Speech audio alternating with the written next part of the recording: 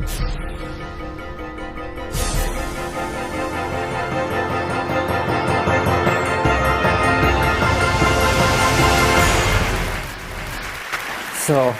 I guess this is a result of globalization that you can find Coca-Cola tins on top of the Everest and Buddhist monk in Monterey.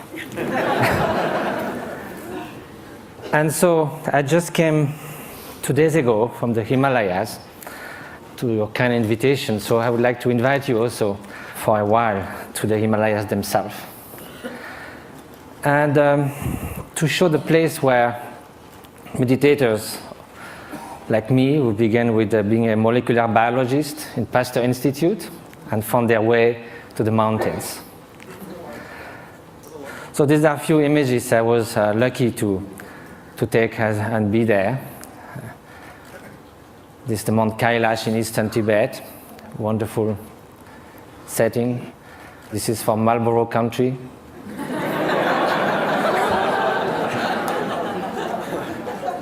This is a turquoise lake, a meditator. This is the hottest day of the year, somewhere in eastern Tibet, on August 1st. And the night before, we camped, and my Tibetan friends said, we're going to sleep outside. And I said, why? We have enough space in the tent. They say, yes, but it's summertime.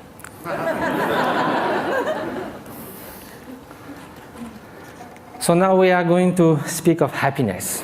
As a Frenchman, I must say that there are a lot of French intellectuals that think happiness is not at all interesting. I just wrote an essay on happiness, and there was a controversy, and someone wrote an article saying, don't impose on us the dirty work of happiness. We don't care about being happy. We need to live with passion. We like the ups and downs of life. We like our suffering because it's so good when it ceases for a while. This is what I see from the balcony of my hermitage in the Himalayas. It's about 2 meters by 3, and you are all welcome anytime. Now let's come to happiness, or well-being. And first of all, despite what the French intellectuals say, it seems that no one wakes up in the morning thinking, may I suffer the whole day. Which means that somehow, consciously or not, directly or indirectly, in the short and the long term, whatever we do, whatever we hope, whatever we dream, somehow is related to a deep, profound desire for well-being or happiness. As Pascal said, even the one who hangs himself somehow is looking for a cessation for suffering. He finds no other way. But then if you look in the literature, East and West, you can find incredible diversity of definition of happiness. Some people say, can only be lived in remembering the past, imagining the future, never in the present. Some people say happiness is right now, is the quality of the freshness of the present moment. And that led to Henri Bergson, the French philosopher, to say all the great thinkers of humanity have left happiness in the vague, so that they could define, each of them could define in their own terms. Well, that will be fine if it was just a secondary preoccupation in life. But now, if it is something that's going to determine the quality of every instant of our life, then we better know what it is, have some clearer idea. And probably the fact that we don't know that is why so often, although we seek happiness, it seems we turn our back to it. Although we want to avoid suffering, it seems we are running someone towards it. And that also comes from some kind of confusions. One of the most common one is happiness and pleasure. But if we look at the characteristic of those two, pleasure is contingent upon time, upon its object, upon the place. It is something that changes of nature. Beautiful chocolate cake, first serving is delicious, second one, not so much, then we feel disgust. That's the nature of things. We get tired. I used to be a fan of Bach. I used to play it on the guitar. I can hear it 2, 3, 5 times. If I had to hear it 24 hours non-stop, it might be very tiring. If you are feeling very cold, you come near a fire, it's so wonderful. Then after some moments, you just go a little back and then it starts burning. It sort of uses itself as you experience it. And also again, it can also, it's something that it is not something that is radiating outside. Like you can feel intense pleasure and some others around you can be suffering a lot. Now, what then will be happiness? And happiness, of course, is such a vague word. So let's say well-being. And so I think the best definition, according to the Buddhist view, is that well-being is not just a mere pleasurable sensation. It is a deep sense of serenity and fulfillment. A state that actually pervades and underlies all emotional states and all the joys of sorrows that can come one's way. Well, that might be surprising. Can we have this kind of well-being while being sad? In a way, why not? Because we are speaking at a different level. Look at the waves coming near the shore. When you are at the bottom of the wave, you hit the bottom.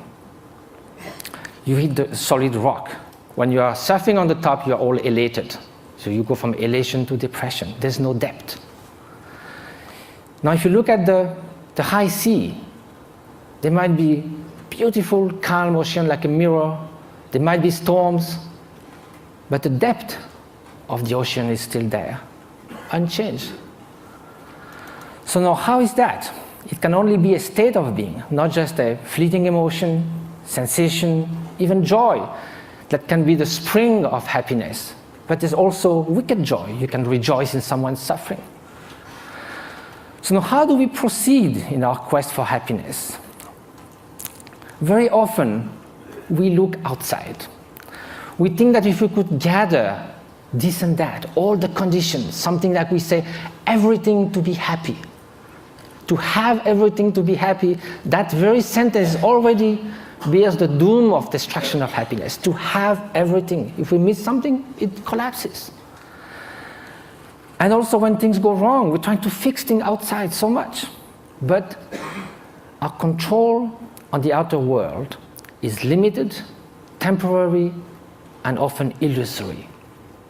So now look at the inner conditions. Aren't it stronger? Isn't it the mind that translates the outer condition into happiness and suffering? And isn't that stronger?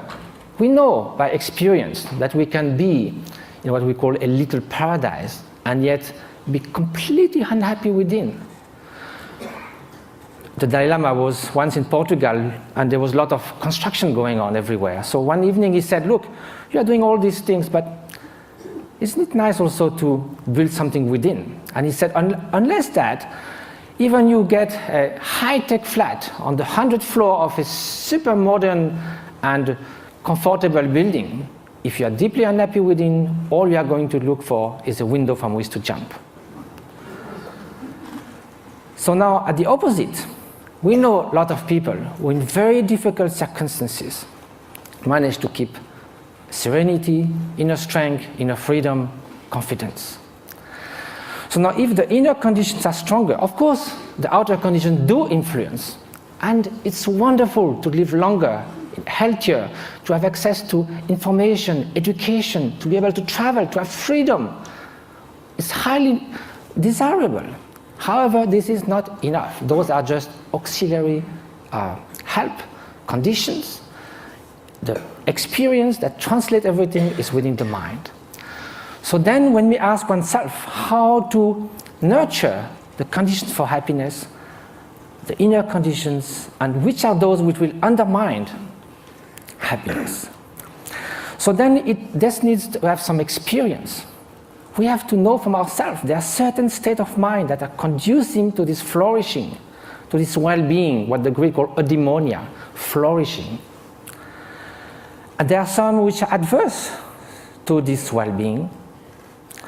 And so if we look from our own experience, anger, hatred, jealousy, arrogance, obsessive desire, strong grasping, they don't leave us in such a good state after we have experienced it. And also they are detrimental to others' happiness. So we may consider that the more those are invading our mind and like a chain reaction, the more we'll feel miserable, we'll feel tormented. At the opposite, everyone knows deep within that an act of selfish generosity, if from the distance, without anyone knowing anything about it, we could save a child's life, make someone happy. We don't need a recognition. We don't need any gratitude. Just the mere fact of doing that feels such a sense of adequation with our deep nature. And we would like to be like that all the time. So is that possible? To change our way of being, to transform one's mind? Are those negative emotions or destructive emotions inherent to the nature of mind? Is a change possible in our emotions, in our traits, in our moods? So for that we have to ask, what is the nature of mind? And if we look from the experiential point of view, there is a primary quality of consciousness. That is the mere fact to be cognitive, to be aware. Consciousness is like a mirror that allows all images to rise on it. You can have ugly faces, beautiful faces in the mirror.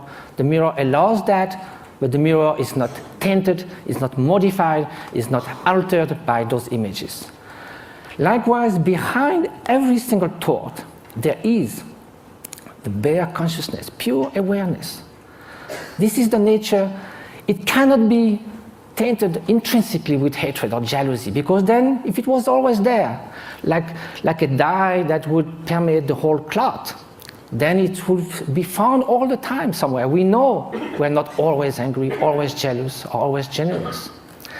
So because the basic fabric of consciousness is this pure cognitive quality that differentiates it from a stone, there is a possibility for change, because all emotions are fleeting. That is the ground for mind training. Mind training is based on the idea that two opposite mental factors cannot happen at the same time. You could go from love to hate, but you cannot at the same time, toward the same object, the same person, one to harm and one to the good. You cannot in the same gesture shake hand and give a blow. So there are natural antidotes to emotions that are destructive to our inner well-being. So that's a way to proceed. Rejoicing compared to jealousy, a kind of sense of inner freedom as opposite to intense grasping and obsession, benevolence, loving kindness against hatred. But of course, each emotion then would need a particular antidote. Another way is to try to find a general antidote to all emotions. And that's by looking at their very nature. Usually, when we feel annoyed, hatred, or upset with someone, or obsessed with something, the mind goes again and again to that object. Each time it goes to the object, it reinforces that obsession or that annoyance. So then it's a self-perpetuating process. So what we need to look now is, instead of looking outward, we look inward. Look at anger itself. It looks very menacing, like a billowing monsoon cloud, thunderstorm. But we think we could sit on the cloud, but if we go there, it's just mist. Likewise, if you look at the thought of anger, it will vanish like frost under the morning sun. If you do this again and again, the propensity, the tendencies for anger to arise again will be less and less each time you dissolved it. And at the end, although it may arise, it will just cross the mind like a bird crossing the sky without leaving any track. So this is the principle of mind training. Now, it takes time, because it took time for all those faults in our mind, tendencies to build up. So it will take time to unfold them as well. But that's the only way to go. Mind transformation. That is the very meaning of meditation. It means familiarization with a new way of being, new way of perceiving things, which is more in adequation with reality, with interdependence, with the stream and continuous transformation which our being and our consciousness is. So the interface with cognitive science, since we need to come to that, and what was the subject of, we have to deal in such a short time, with brain plasticity. Brain was thought to be more or less fixed. All the neuronal connection in numbers and quantities were thought till the last 20 years, thought to be more or less fixed when we reach the adult age. Now recently it has been found that it can change a lot. A violinist, as we heard, we have done 10,000 hours of violin practice. Some area that controls the movements of fingers in the brain change a lot. Increase and reinforcement of the synaptic connections. So can we do that with human qualities, with loving kindness, with patience, with openness? So that's what those great meditators have been doing. Some of them who came to the labs, like in Madison, Wisconsin, or in Berkeley, did 20 to 40,000 hours of meditation. They do like 3 years retreat where they do meditate 12 hours a day, and then the rest of their life they would do that 3-4 hours a day. They are real Olympic champions of mind training. This is the place where they meditate. You can see it's kind of inspiring. Now, here with 256 electrodes.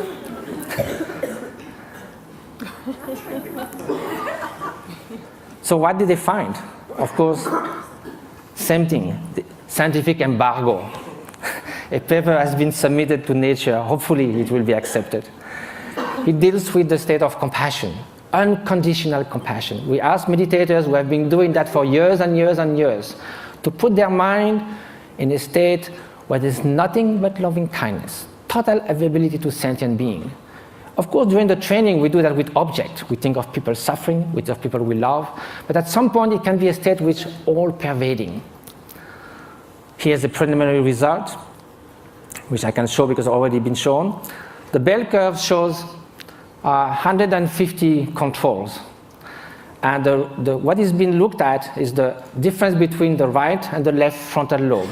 In very short, people who have more activity on the right side of the prefrontal cortex are more depressed, withdrawn, they don't describe a lot of positive affect. It's the opposite on the left side, more tendency to altruism, to happiness, to express, and curiosity, and so forth. So there's a basic line for people, and also it can be changed. If you see a comic movie, you go to the left side. If you are happy about something, you'll go more to the left side. If you have a bout of depression, you'll go to the right side. Here, the minus 0.5 is a 4 standard deviation of a meditator who meditates on compassion. It's something that is totally out of the bell curve. So I have no time to go into all the different scientific results. Hopefully they will come. But they found that this is after 3.5 hours in a fMRI. It's like coming out of a space ship. Also, it has been shown in other labs, for instance, Paul Ekman's labs in Berkeley, that some meditators are able also to control the emotional response more than it could be taught. Like the startle experiments, for instance. If you sit a guy on a chair with all this kind of apparatus measuring your physiology, and there's kind of a bomb that goes off. It's a so instinctive response that in 20 years, they never saw anyone who would not jump. Some meditators, without trying to stop it, but simply by being completely open, thinking that bang is just going to be just a small event, like a shooting stars, they're able not to move at all. So the whole point of that is not sort of to make like a circus thing of showing exceptional beings who can jump or whatever. It's more to say that mind training matters. That this is not just a luxury, this is not a supplementary vitamin for the soul.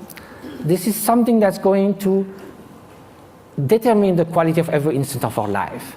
We are ready to spend 50 years achieving education. We love to do jogging, fitness. We do all kinds of things to remain beautiful.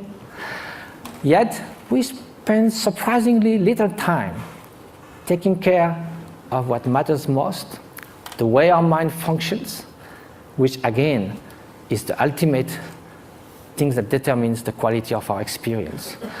Now, compassion should also be put in action. That's what we try to do in different places. Just this one example is worth a lot of work. This lady with bone TV left alone in a tent was going to die with her only daughter. 1 year later, how she is. Different schools and clinics we've been doing in Tibet. And just I leave you with the beauty of those looks that tells more about happiness than I could ever say. And jumping monks of Tibet, flying monks.